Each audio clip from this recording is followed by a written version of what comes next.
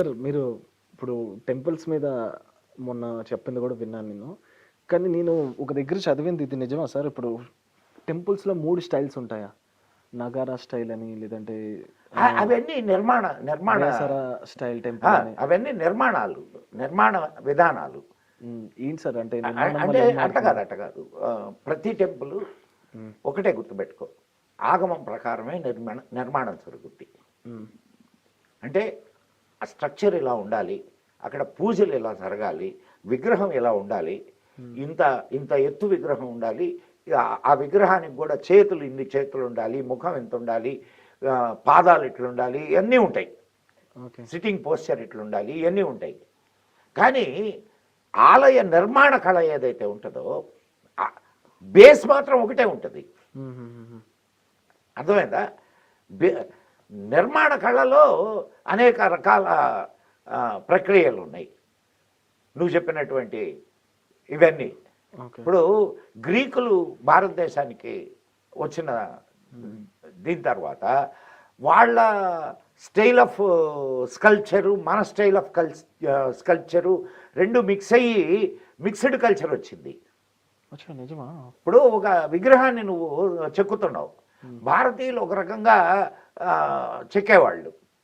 వీళ్ళు వచ్చిన తర్వాత ఎవరు గ్రీక్స్ ఇదైన తర్వాత వాళ్ళ కల్చర్ కూడా మన కల్చర్తో కలిసింది. సో వాళ్ళు వచ్చిన తర్వాత విగ్రహాలు చాలా డిఫరెంట్గా ఉండడం మొదలుపెట్టినాయి. నువ్వు ఒకసారి ఇక్కడ మన సాలార్జంగ్ మ్యూజియంకి పో, నీకు వాళ్ళ గ్రీక్స్ శిల్పకళ నీకు కనిపిస్తుంది. ఇక్కడ కొన్ని ఉన్నాయి శిల్పాలు. నేను అంటే నీకు దగ్గరలో ఉండేదని చెప్పాను. ఇప్పుడు మన సౌత్లో ఆలయాలు ఒక విధంగా ఉంటాయి, నార్త్లో ఆలయాలు ఇంకొక రకంగా ఉంటాయి. మంది చాలా ఇన్డెప్త్ స్ట్రక్చర్ కనిపిస్తుంది సౌత్లో. నార్త్లో అంటే ఉంటుంది స్ట్రక్చర్ కానీ పైన లేదయ్యా. కాదు ఇంతకుముందు కూడా అద్భుతమైన స్ట్రక్చర్స్ ఉండి అన్నీ ధ్వంసం అయిపోయినాయి.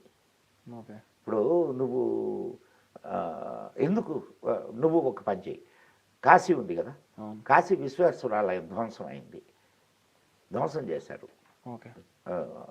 ధ్వంసం చేసి దాని మీద వాళ్ళు ఎంత ఎదవాలంటే వాళ్ళకి విడిగా కట్టుకోవడానికి కూడా వాళ్ళకి ఓపికలు ఉండవు.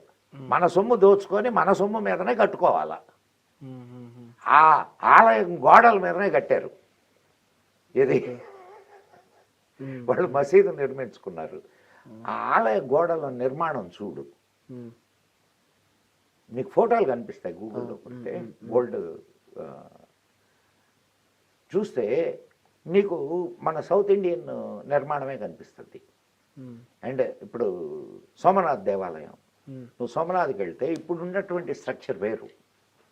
దాన్ని మళ్ళీ పునర్నిర్మాణం అప్పుడు ధ్వంసం చేయబడినటువంటి శకలాలు అక్కడ ఎగ్జిబిషన్స్లో వాటిల్లో పెట్టున్నారు. చూడు నువ్వు ఒకసారి ఎంత ఎంత అద్భుతమైనటువంటి శిల్పకళని నువ్వు పోగొట్టుకున్నావో నీకు తెలియదయ్యా. రాక్షసుల బారిన పడి నాశనం